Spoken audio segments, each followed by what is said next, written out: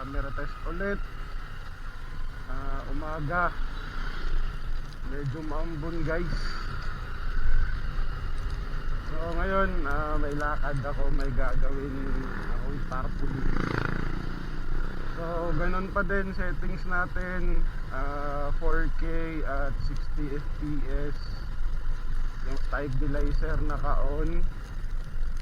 Then ano pa ba, wala tayong ilalagay na mga filter or adjustin natin yung brightness, ganun wala. So yaan na natin na kung talaga yung normal na setting na ng camera, kuha ng camera. So okay, pa ba, wala pa din external na camera, meron lang tayo built-in. So yun.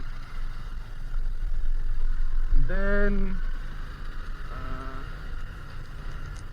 sa battery, bumili kasi akong battery, additional akong dalawa, kaso 900 milliamperes ba tawag doon? Basta mAh, ganun. So 900 lang yung tag, 900 lang yung dalawa. Tapos yung battery na kasama ng camera, 1050 mAh. Yun yung kasamang battery. Tapos additional yung 900. Okay, di ko alam kung anong nangyayari sa camera ngayon.